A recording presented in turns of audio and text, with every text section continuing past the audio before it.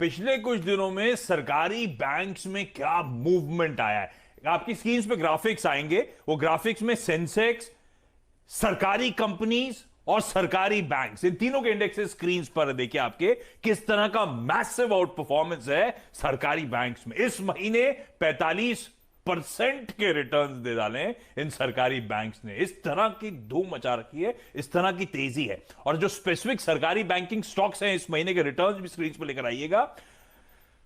15-20% से लेकर 90% तक इस महीने ऑलरेडी ये सरकारी बैंक्स उछाल दिखा चुके हैं।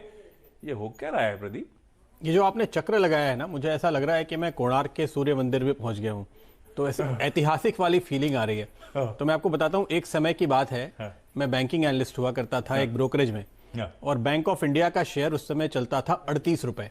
मैंने उस पर एक रिपोर्ट बनाई थी और बहुत हिम्मत करके 54 रुपए का टारगेट दिया था। हाई क्या बना मालूम है आपको? 5 साल के अंदर करीब करीब बना था, मैं आपको एग्जैक्ट बताता हूं, 589 रुपए। यानी वहां से 10 बैगर।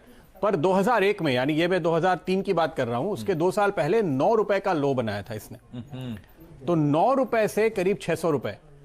इस तरह का जब वक्त बदलता है तो आपको शेयर के भाव दिखाई देते हैं। इस बार भी शायद लोगों को लगता है कि वैसी कुछ कहानी रिपीट हो सकती है, इसलिए देखिए इस समय फिर से इनमें बाइंग हो रही है, क्योंकि आज उस 600 रुपए के हाई के सामने आज भी आप तो इतनी अच्छी तेजी की स्टोरी बता रहे हैं, लेकिन उस तेजी के बाद भी आप 1/6 पे हैं।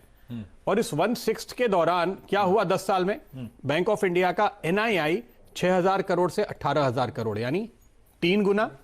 एसेट्स 3.25 लाख करोड़ से 6.5 लाख करोड़, डबल से भी ज्यादा। नेटवर्थ या बुक वैल्यू 14,000 करोड़ से 45,000 करोड़, यानी 3 गुना।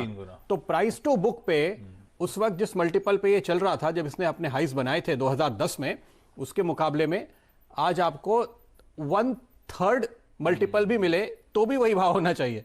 और वहां से आप कितनी नीचे है, तो मल्टीपल वाइज आप 1/18 पे हैं, 5% का वैल्यूएशन दे रहे हैं। तो बहुत डीप डिस्काउंट लोगों को लगता है, लेकिन हाँ, उसकी वजह है कि इनके एनपीएस वगैरह काफी बढ़ गए।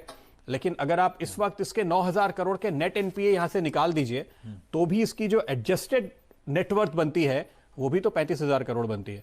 उसके सामने भी आप ये डिस्काउंट पे चलते हुए फिलहाल देख रहे हैं इस स्टॉक को। और ये बात दूसरी तमाम बैंकों के बारे में, ये मैंने मिसाल के तौर पे लिया क्योंकि ये हिस्टोरिक है मेरे लिए भी, और इस समय भी जो सारे बैंक चल रहे हैं, हमें समझ में आ गई स्टोरी है क्या। बिल्कुल। तो यही बात हर जगह है, और ये बात तो सिर्फ इस बात पे है कि ये पीएसयू बैंक के तौर पे ही अगर यहां से कारोबार सुधरने लगे तो कहां तक जाना चाहिए, लेकिन अगर प्राइवेटाइज हो जाए तो वो कहानी और भी इंटरेस्टिंग है। आप आईसीआईसीआई बैंक और एसबीआई को कंपेयर करिए, एनपीए की प्रॉब्लम दोनों में कोई बहुत अंतर नहीं है। और वैल्यूएशन कैसे है? आईसीआईसीआई बैंक अपने बुक वैल्यू से 3.5 गुना पे ट्रेड हो रहा है, और एसबीआई अपने बुक वैल्यू से 1.35। वो भी अभी तेजी आ गई इसीलिए। हाँ, तो वैल्यूएशन गैप इतना बड़ा है। तो एक सरकारी बैंक जो सरकारी बैंकों के हिसाब से भी अपने हिस्टोरिक वैल्यूएशन से बहुत नीचे है, अगर प्राइवेट हो जाए